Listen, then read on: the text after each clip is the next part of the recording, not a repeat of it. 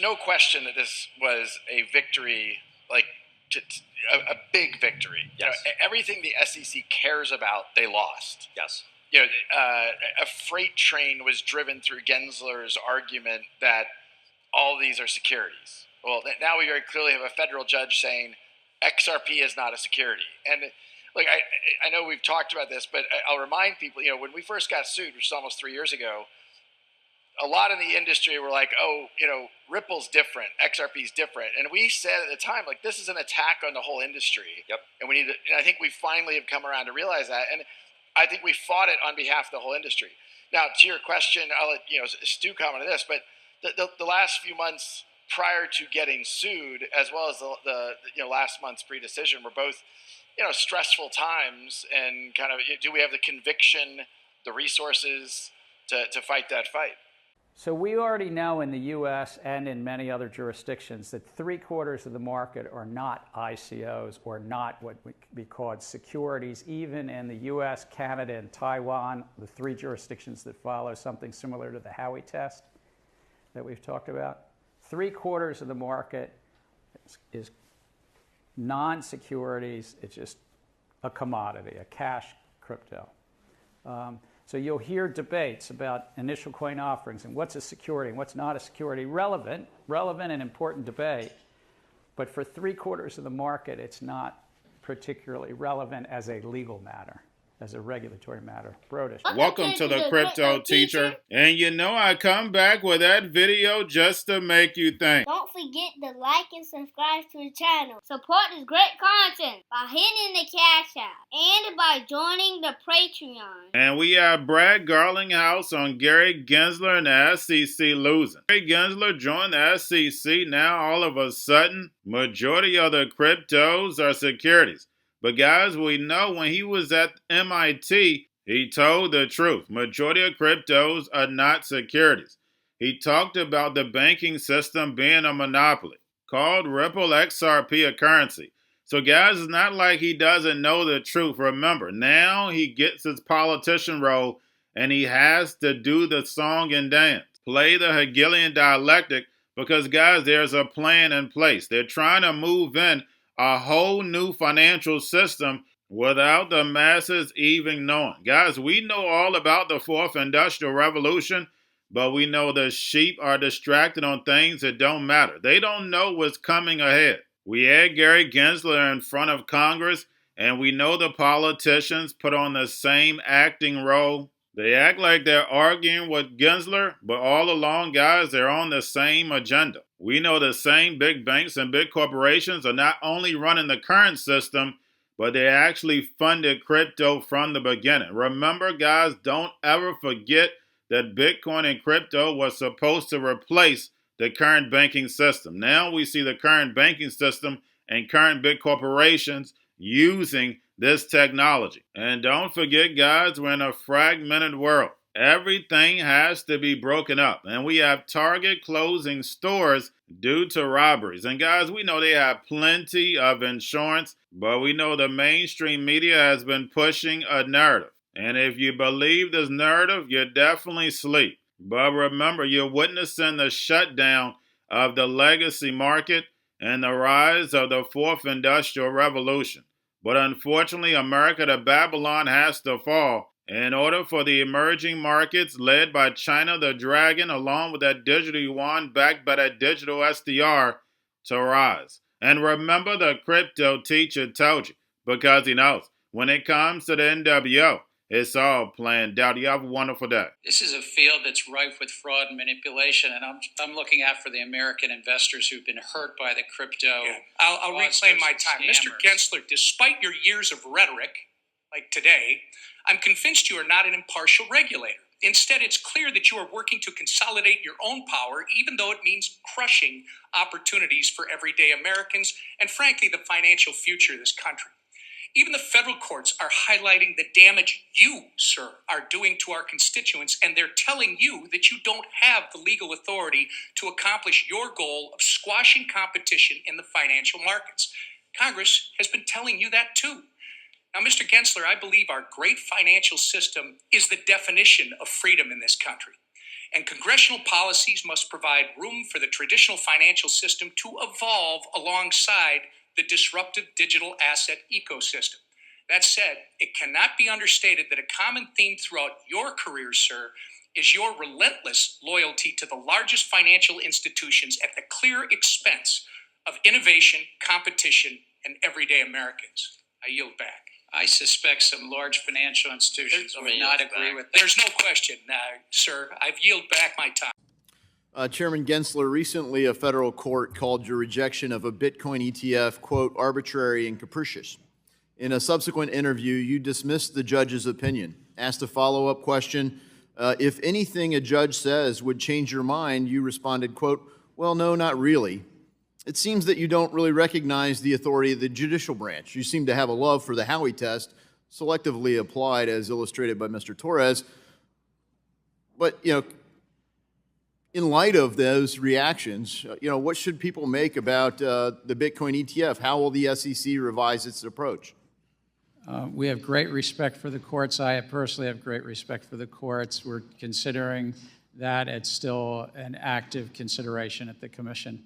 And so you haven't made up your mind? I got to tell you. We're familiar with the case. Yeah, I got to tell you that many market participants have reached out and are concerned that you will arbitrarily, perhaps also capriciously, pull recent filings ahead of others who've been working with the SEC for years to get an approval for a Bitcoin spot ETF. Will this resemble some sort of free pass for one favored company while others remain locked out? And I ask that because it seems that's happened before at the SEC. Sir, I'm not sure if I'm following. I mean, we're still considering that court case and the application, as you say, to Bitcoin exchange-traded products. Are you going to preserve people's place in line, or are you going to pull ahead a favored transaction or another on the consideration of a Bitcoin spot ETF? Are you going to preserve the place in the queue? Because timing matters. People have worked on this for years, and then you get a recent filing by somebody big in the market, and it seems like, oh, yeah, let me take your calls. How can I help? Meanwhile, you've given the stiff arm, as I've said, Hotel California-style regulations where you can check in with the SEC, but you can never leave.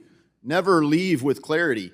Target says that it will close 9 stores in major cities across the country, citing violence, theft, and organized retail crime. It's going to be closing 1 store in New York City's Harlem neighborhood, 2 locations in Seattle, 3 stores in San Francisco and the Oakland area, and 3 more in Portland, Oregon. What does this all have in common? Yeah, places where they have seen organized crime and places where you don't get prosecuted to the full extent of the law. DAs look the other way. Target said, we cannot continue operating these stores because theft and organized retail crime are threatening the safety of our team and guests and contributing to unsustainable business performance. The company went on to say that before they made the decision, they invested heavily in strategies to try and prevent and stop theft, things like adding more security team members, using third-party guard services, implementing theft deterrent tools across the business.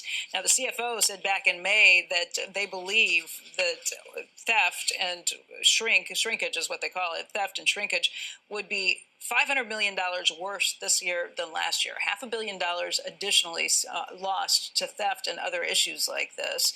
Shares of Target are down more than 25% year to date. But organized crime doesn't. It just has the connotation of, you see like the guys over in Brooklyn hanging out at the social club or something. That's not what we're talking about. We're talking about mobs that the cops are so many that the cops are overwhelmed and the employees are overwhelmed. They know exactly what to walk in to get. They know what the high-end items are. They know organized in that there's a lot of people. Yeah. Not organized in any case, there's not any capos there or button men or any. It's not that. No, but they know exactly what they can get the most money for, what they can not fence calling it what it really is. It's a mob. By the way, what Target says they're doing for part of this is they're hosting store walks with members of Congress, state legislators, city officials, district attorneys, law enforcement, and local community partners to try and educate them on what they're doing to combat retail theft and organized retail crime. The NRF, the National Retail Federation, says that this is a huge issue. Going to a different economy, and we're going to be learning more about that as we go. But clearly, we're learning that things can be done from remote locations. We're learning that technology can replace people even more than we thought. We're not going back to the same economy. We're recovering, but to a different economy, and it'll be one that is more leverage to technology, and I worry that that is going to make it even more difficult than it was for many workers. In Silicon Valley, and my friends who work in technology know that what we did to the manufacturing workers, we are now going to do to the retail workers, the call center workers, the fast food workers, the truck drivers, and then even bookkeepers, accountants, insurance agents, lawyers, and on through the economy. So what happened to the manufacturing workers is a very clear sign. And so we'll import Chinese-based CBDC technology. So it's going to be CBDC in a box provided to you by the People's Bank of China. But every stock, every bond, every currency, every commodity, every piece of art, every private business, every piece of real estate will eventually be a token on a blockchain, an entry on a ledger, permanent and immutable. We will have truth instead of trust, and we will save over $7 trillion a year. 6 to 8% of global GDP is wasted by the friction of the trust industry that's necessary when you have dual entry accounting. With triple entry accounting, which is what a blockchain is, we get rid of all of that friction. It's a beautiful future. Like what you see in China and their social credit scoring systems, right? If we get identity wrong, it could be a tool to enslave humanity. And if we get it right, it could be a tool to liberate humanity. And as an American, I'm obviously rooting for the one that's on the side of freedom. Bitcoin is an international asset. And also, I do believe the role of crypto is, it's digitizing gold. I actually believe this technology is going to be very important. Look at it. We have been part of the huge revolution in investing through ETFs. We believe that ETFs will be changing the whole way we invest. Many people still use it as a means, people are investing it for indexing. No, the majority of people who are putting money in in ETFs are active investors that are buying exposure. The entire bond market is being transformed as we talk right now. I believe the next generation for markets, the next generation for securities will be tokenization of securities. And if we can have that distributed ledger that we know every beneficial owner, every beneficial seller, we all have our code of who's buying, who's selling, instantaneous settlement. And think about it, it changes the whole ecosystem. Cryptoteacher and the New World Order book, plus the 3 kids books. It's time to re-educate. Also, new to cryptos, Coinbase, Bitrue, Binance. Do not forget book links and crypto links are in the description. The stock channel, guys. Don't forget to go like, subscribe, spread everywhere. You have your Kobo, your chip stocks, your banking, your gaming. While everybody's sitting at home, get on stocks, the Seaver, the biotech stocks. And while everybody's at home wishing, they were still getting that free money. What are they doing? Drinking and smoking weed. Don't forget about those stocks, and you have a wonderful day. The most powerful person in the world is the storyteller. The storyteller sets the vision, values, and agenda of an entire generation to come. Steve Jobs. And guys, I truly believe in this. When you look at the New World Order, they're the storytellers. And that's the reason why I wrote my New World Order book. But guys, now it's time to change the current generation. And I wrote 3 kids books. I love the Trinity because I understand the power that's in it. So I have 3 books. We have an opportunity to change the generation, to educate, not just me, but I want to show you that I take action on a daily basis. And I want you to take action on a daily basis. Whether it's your job, whether it's in your community, we have an opportunity right now to educate the masses. I posted this on my Twitter account. Please share, but this is a short clip of the 3 books. There's going to be a clothing line and action figures. Please get these books for your kids, nephews, cousins, friends, so therefore we can start the re-education now. Because as we see, the 4th Industrial Revolution foundation is definitely here. Robots, algorithms, drones, taking humanity out the picture. We have to re-educate. But let's get into the video. Part 1. King Joshua and Drama Team Save the Village. Part 2. King Joshua and Drama Team Save New York from COVID-33. Part 3. King Joshua and Grandma Tam goes to China. It's mandatory to get Part 1, Part 2, and Part 3 of this series. It's time to re-educate Generation Z.